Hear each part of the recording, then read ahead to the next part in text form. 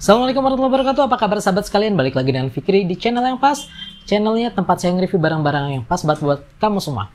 Akhir tahun kemarin saya seneng banget ketika dengar sebuah berita tentang Intel yang lagi mau ngeluarin sebuah VGA yang namanya Iris Xe. Kenapa saya seneng banget dan saya sangat tertarik?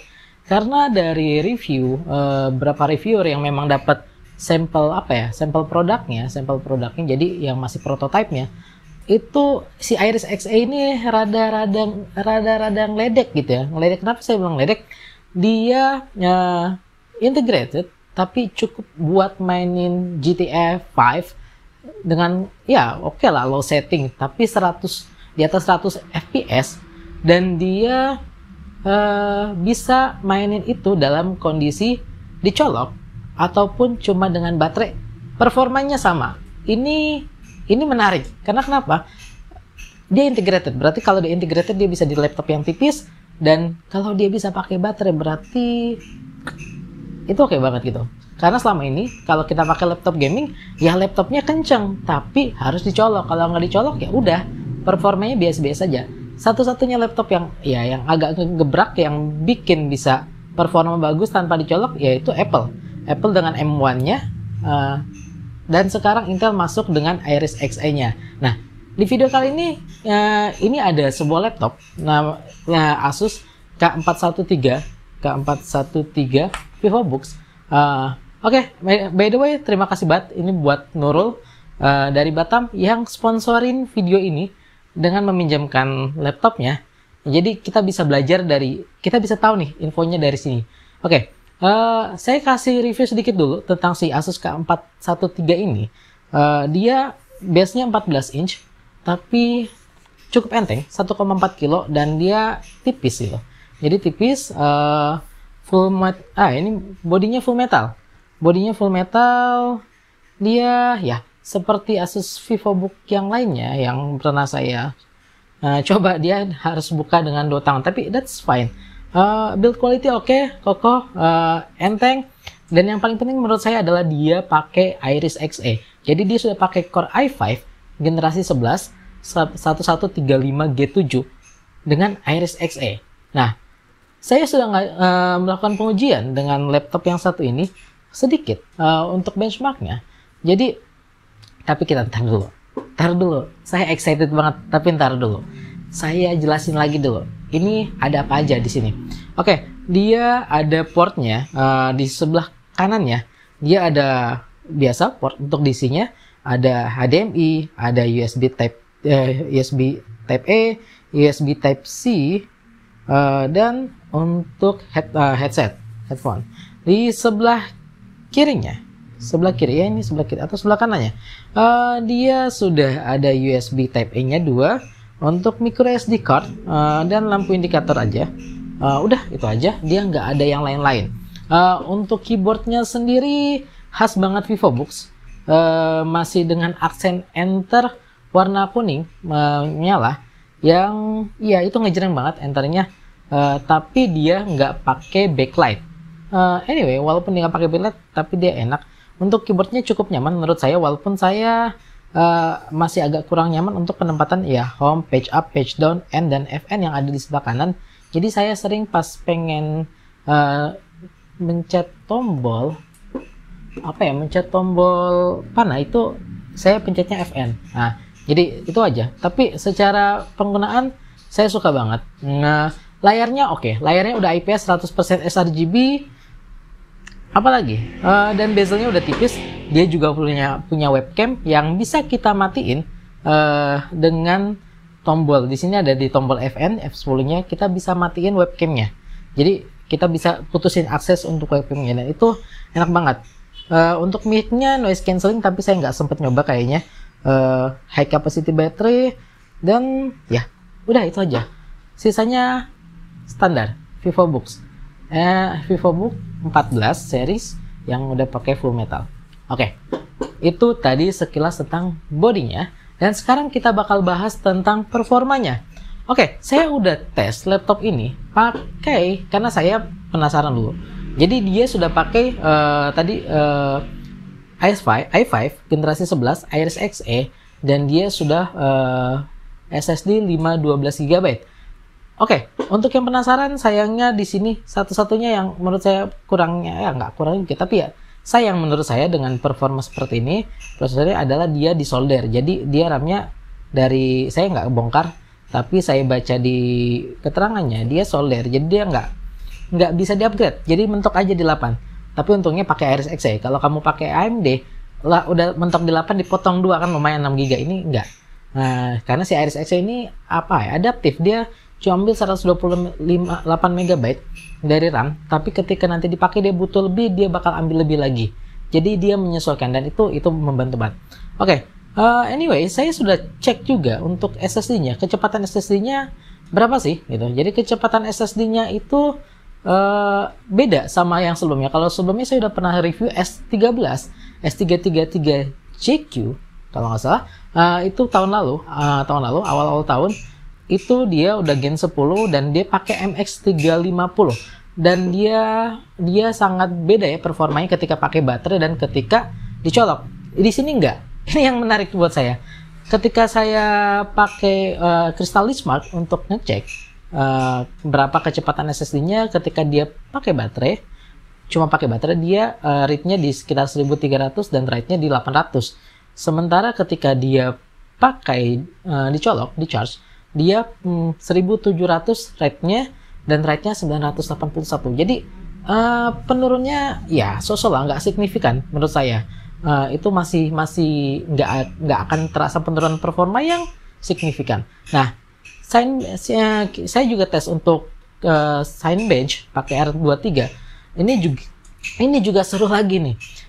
Pas pakai untuk multi-core performance-nya, pakai baterai dia mencatat di 4187. Sementara untuk single core-nya ada di 964. Itu gede sih. Itu pakai baterai. Nah, yang saya agak lucunya sih ketika saya colok, ternyata multi core-nya dia turun. Tapi harusnya mungkin saya lagi ngejalin apa, ada yang proses berjalan di belakang yang bikin dia turun, tapi intinya dia bisa sampai 4000-an. Nah, di sini multicore-nya ketika pakai baterai adalah 3800, sementara single core-nya naik lumayan jauh dari 900 ke 1200. Nah, itu tadi performanya ketika kita tes pakai benchmark. Lalu gimana kalau buat main game? Nah, ini yang menarik, kita lihat. Oke, ini saya coba dites di RDR ya, settingannya pakai medium balance, dan saya dapat 17 fps pakai listrik. Dapat 17 fps ya, sekitar 17-14 fps ini medium ya. Jadi kalau kita pakai low harusnya bisa lebih oke lah. Nah, ini yang pengen saya tunjukin, bukan ini, tapi ini yang menarik menurut saya adalah oke, kalau bisa lihat di sini dicolok ya sekarang, dan bisa teman-teman lihat fps-nya ada di kisaran sekitar 15 fps. Oke, sekarang kita bakal cabut dan saya bakal kasih lihat bahwa ini saya nggak ngerasain perbedaan yang ya dasar itu. Jadi saya tetap masih bisa nyaman. Ini dicolok ya, nggak dicolok ya. Jadi fps-nya masih sama aja kisarannya 13, 14, 15. Nah, sekarang kita lihat lagi fps-nya. Oke.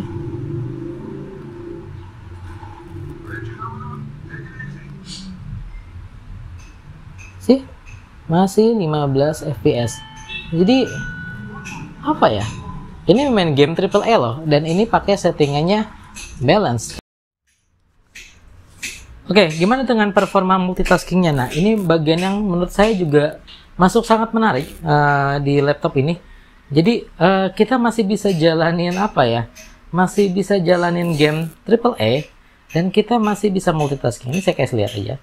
Nah, saya pakai gestur. Oke, fine. Ini kita multitasking.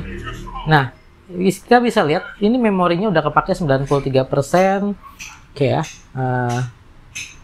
Memori kepake 93%, CPU 20%, dan GPU-nya juga udah kepake lumayan. Oke. Oh ya, memorinya di sini enak juga nih. Ini walaupun cuma 8 GB tapi udah 3200 MHz, jadi kencang banget RAM-nya. Nah, oke. Saya balik lagi. Ini kita multitasking.